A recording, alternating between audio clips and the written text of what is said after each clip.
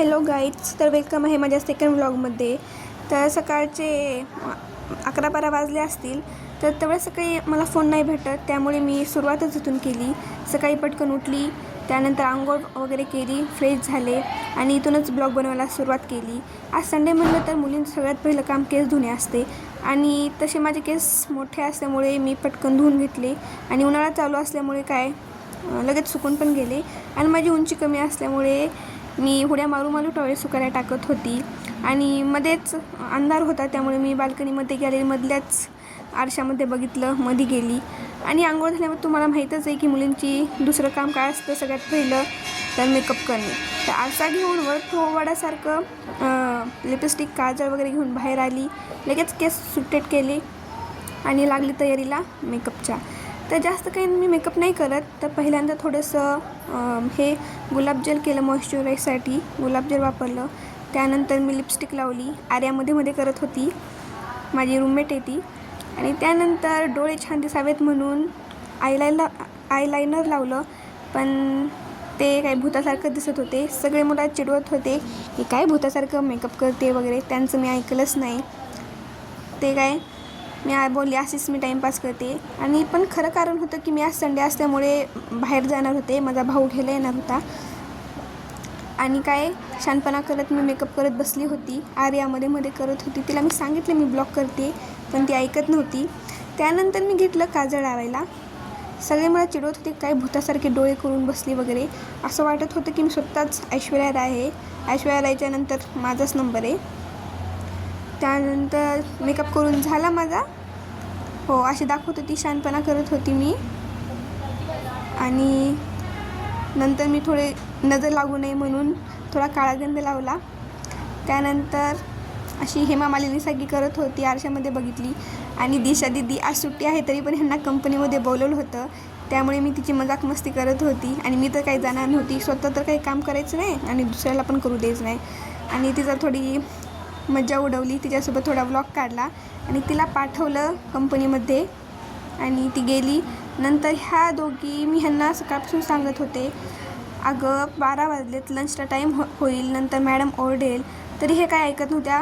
वर तोड करून उठल्या टाईमपास करण्यासाठी लॅपटॉप घेऊन बसल्या होत्या, जसं काय ऑफिसमध्ये कामच करतायत.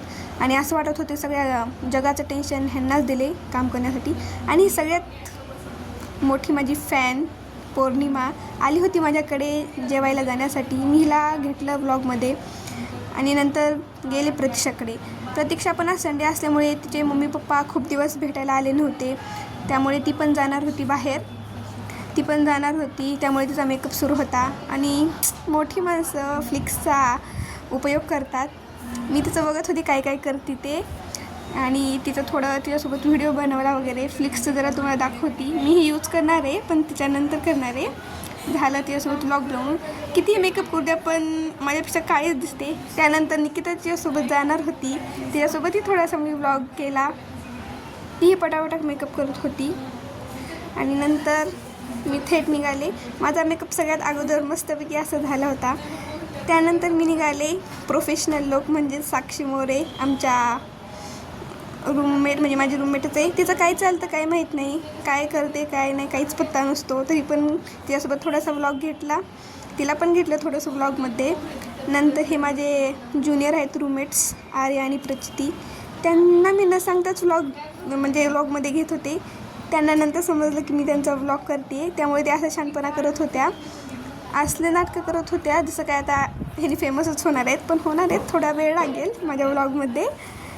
हे बघा ना. आणि बोलत होते की दीदी मी हेच नाही केलं, तेच नाही केलं, मेकअप नाही केला, हे ते घेऊ नके वगैरे. हे बघा ना, असं डान्स करत आहेत वगैरे. ह्यांना नंतर समजलं की मी व्लॉग वगैरे करते म्हणून.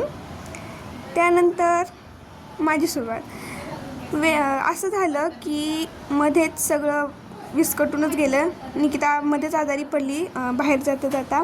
तिला घेऊन गेली मी हॉस्पिटलला. त्याच्यानंतर मी हॉस्पिटलचं सेकंड टाईम दर्शन घेतलं होतं जेव्हा हॉस्टेलला राहते तेव्हापासून. नंतर तिला सलाईन लावलं. माझा अख्खा दिवस असाच गेला, म्हणजे वेस्ट नाही गेला. मैत्रिणीसाठी तेवढं तरी करूच शकते. आणि ह्यात गोळ्यांमधलं मला काहीच समजत नव्हतं, तरी पण मी शांतपणा पुढे पुढे करत होते.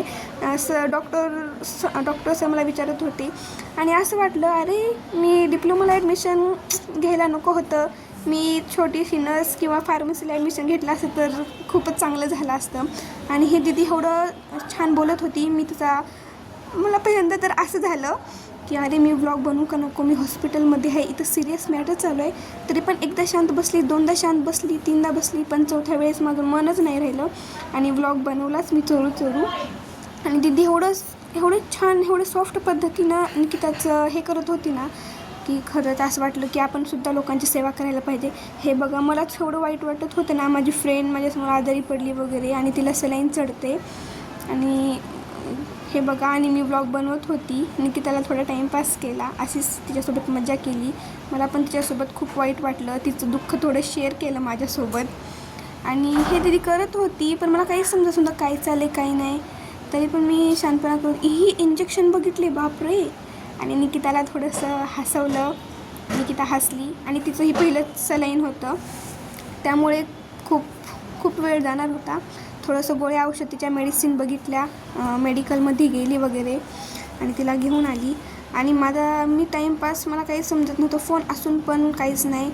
4:30 वाजले होते, मॅमचा फोन आला. तरीही निकिता झोपली होती, दुसरं सलाईन चालूच होतं आणि मलासुद्धा झोप येत होती, दुपारी झोपले नाही. आणि मग टाईमपास करण्यासाठी मेडिकलमध्ये गेली, आईस्क्रीम बघितले आणि ज्यूस प्यायचा माझी मन झालं. पण नंतर मॅडम आठवली, मॅडमची खूप रिस्पेक्ट करतो आम्ही. आणि थोडंसं सायंकाळ झाले, बाहेरचं वातावरण थोडंसं बघितलं वगैरे आणि नंतर लगेच मग 7:30-8 वाजता मी आली. तिच्या दादाच्या गाडीवरती बसून आलो आम्ही, मस्त मजा केली. पण म्हणजे मजा आली, टाईमपास झाला. पण नाही का असं नाही वाटलं की फिरण्यासाठी हे ते नाही, काही खाल्लो नाही, काहीच नाही. मी 4-5 तास होती पण अशीच बसूनच होती. त्यामुळे मी रस्त्यावरतीच थोडा टाईमपास केला आणि आलो थेट आमचं हॉस्टेलमध्ये. आलो, वरून उतरलो आणि आली मी रूममध्ये.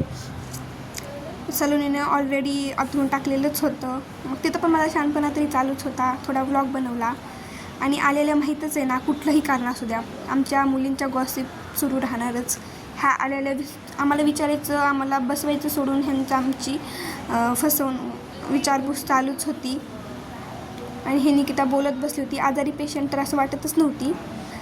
आणि झालं प्रचिती वगैरे, थोडा मी ब्लॉग बनवला, मीही टाईमपास केला, मज्जा केली, मस्ती केली. साक्षीला परत घेतलं आणि मी आता जाणार होती, खूप थकली होती त्यामुळे ऑलरेडी सेट होतं. बाय बाय, गुड नाईट, भेटूया सेकंड ब्लॉग.